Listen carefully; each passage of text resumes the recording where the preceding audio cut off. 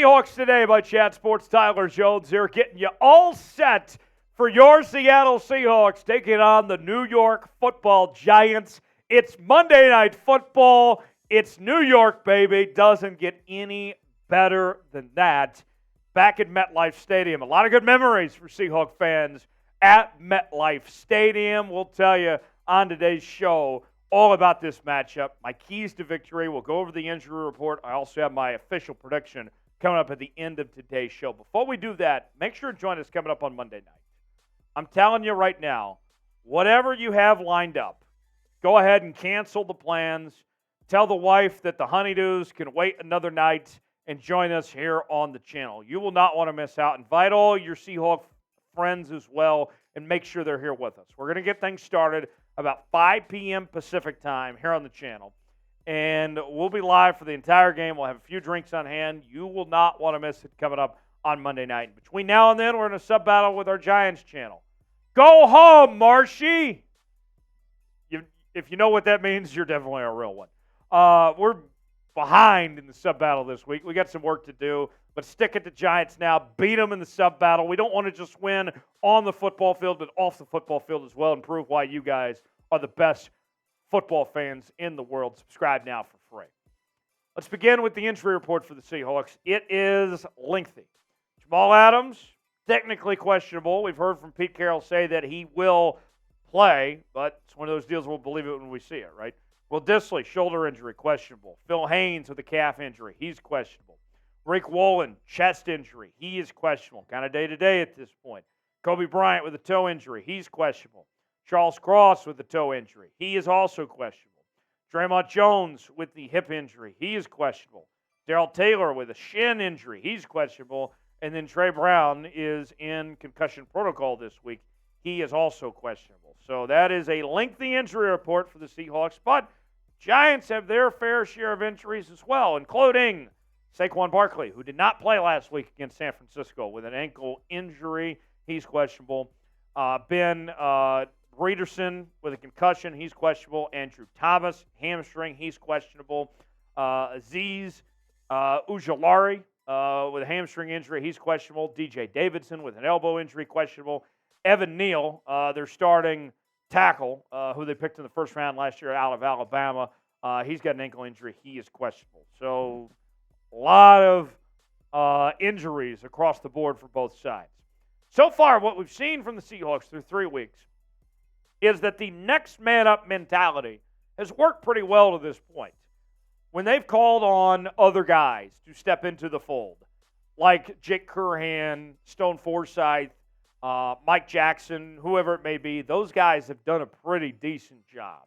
And now you're going to dive in a little further to call up some of those names here. Let's see if they can keep this up and keep it going again and, keep this team going the right direction here. I hope so, but we'll find out on Monday night. What's your concern level for the Seahawks injury news? With how they've played with these injuries, I'm not as concerned as I thought I would be. I would give this probably about a 6. That's my concern level right now. What is your concern level? Scale it for me in the comment section. Let us know what you think. Now, for keys to victory, what is it going to take to get a Seahawks win? Number 1, winning the time of possession.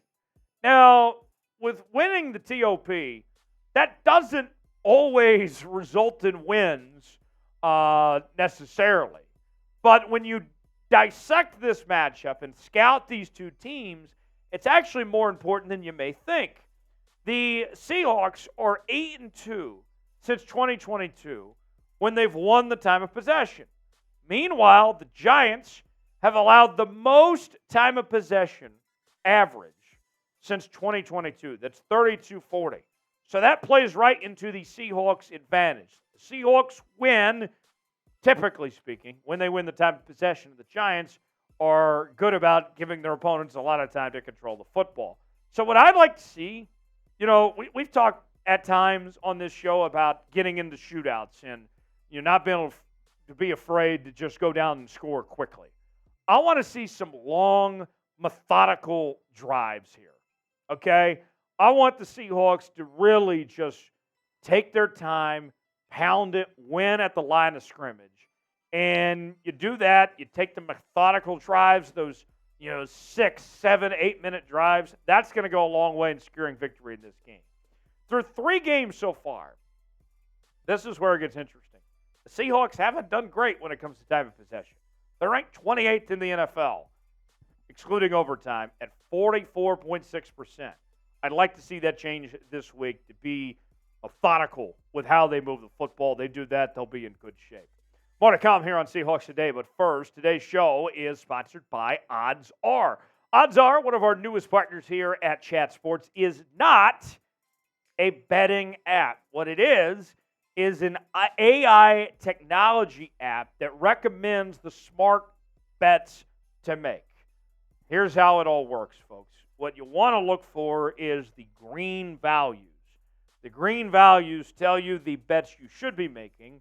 The red values tell you the bets to avoid. So whether it's National Football League action this weekend, maybe it's MLB playoff action, or whatever you're feeling, if you go to oddsr.com/NFL Daily, we are giving Seahawks Today viewers a free 30-day trial. So you can try this out for yourself and see if you like it or not, and if you like their recommendations when it comes to these bets. Look, luck is not strategy, folks. Get smarter about how you wager on sports. You can do so with Odds Are. Sign up today. Terms and conditions do apply. Download Odds Are now and make the smart bets today. That's oddsr.com/NFL Daily for a 30-day free trial.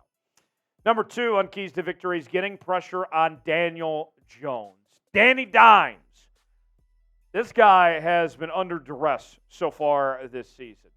And when I look at the Seahawks, look, folks, you all know around here, we keep it real when it comes to the Seattle Seahawks team. We tell you the good, the bad, and the ugly. And if we're going to be frank with you right now, the Seahawks, their pass rush has sucked. It's been awful so far the last 3 weeks of the season. And we thought that they were going to have a decent pass rush, but that has not materialized so far to this point. Going into this game with where the Giants are in pass protection, Seattle has to capitalize. Look at these numbers here when it comes to sack leaders for the Seahawks. That's it. That is all the Seahawks have to show for. A sack and a half from Jarran Reed. 1 sack from Trey Brown and Boye Mafe and Dre'Mont Jones, and half a sack from Jordan Brooks. That's all you got for me? That's it? That's got to change. Quit jonesing around, right? Through 3 games this season, Daniel Jones has been sacked 12 times. That's the 4th most in the National Football League. We mentioned earlier, Evan Brown is questionable. So there is a major opportunity here to go after Daniel Jones, wreak havoc, get him under pressure, and take advantage of the weakness that is the New York Giants offensive line. Please, go at it. Give him pressure, because the Giants, their offensive line isn't doing so hot. What's the final score going to be? I got my prediction, but I want to hear from yours first. Give me the team that wins, what the final score is. Weigh in the comment section. Let us know how this game is ultimately going to play out. Number 3 on keys to victory, run the damn ball. Got to get the run game going. Last week we saw the run game take a huge step in the right direction. And Shane Waldron, we all know when it comes to this offense, wants to run the football, establish the run to open up the passing game. They are a run-first football team. And the offense is getting better, in particular with the run game, every single week and getting closer to where they want to be in that run game. And not only do you want to run the football because it should be a strength of this Seahawks team, but it should expose a weakness when you talk about the New York Football Giants. This Giants defense is allowing 138 rushing yards per game so far this season. That's the 4th most in the NFL. They are not doing well at stopping the run. Sounds like the Seahawks from last year, right? Run the football, go after them, because this is something they struggle with. So far, Kenneth Walker has over 200 yards rushing, 4.3 yards per carry, 4 touchdowns. But the guy that I really want to focus on is the second guy on this list, and that is Zach Charbonnet, who kind of had a breakthrough game last week. I want more from Charbonnet to really just come through and be a pivotal piece and have that thunder-lightning duo in the backfield for Seattle. Number 4 in keys to victory. I can't count. Get JSN involved. I want to see more Jaxon Smith-Njigba in this game on Monday night. You know, there was a lot of hype surrounding Jaxon Smith-Njigba entering 2023 of how he performed in OTAs and training camp and what we saw in the preseason. Then he ultimately gets hurt, comes back for week 1. A lot of excitement there. And then he's had a few flashes, but as I was reminded in the comments section, it's been kind of quiet for JSN. Here's the way I look at it. If the Seahawks get JSN involved, your number 3 receiver, then that tells me that the rest of the offense is going pretty well. Let me explain that. If you're getting JSN the football, that means that DK and Lockett and Kenneth Walker and those guys are doing their part as well.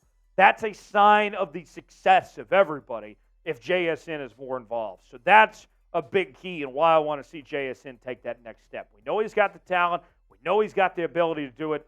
Let's see more of it. So far, JSN, through 3 games, 9 catches, 57 yards, 6.3 yards reception. There's still more work to be done. And I got to tell you, I got high hopes for JSN, and I think you should too.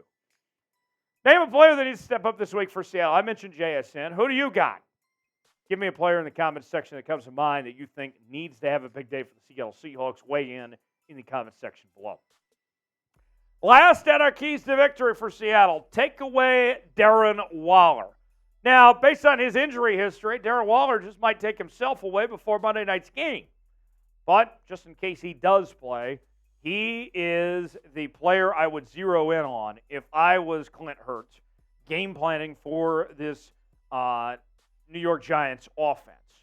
The only way, really, I think Daniel Jones can push the football down the field is if he gets Darren Waller involved. And Darren Waller is his connection to get that ball moving. If you take him away and make him a non-factor, life gets a whole lot easier for the rest of this defense.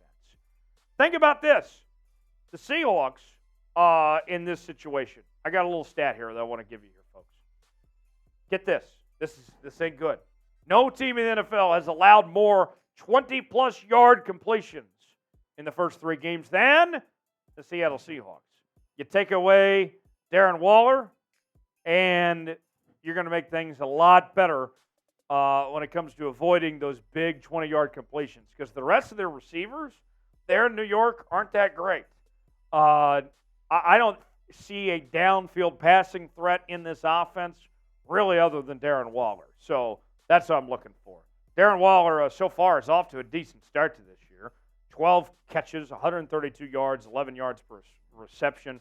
Watch out. Let's see what the Seahawks can do to minimize his efforts. So to recap, my keys to victory for the Seahawks. Win the time of possession. Have those methodical drives. Get pressure on Daniel Jones. Run the damn football, which helps in the time of possession too. Get JSN involved. If JSN is involved, then the whole offense is probably clicking. And take away Darren Waller. If you do those things, I think the Seahawks should be in good shape.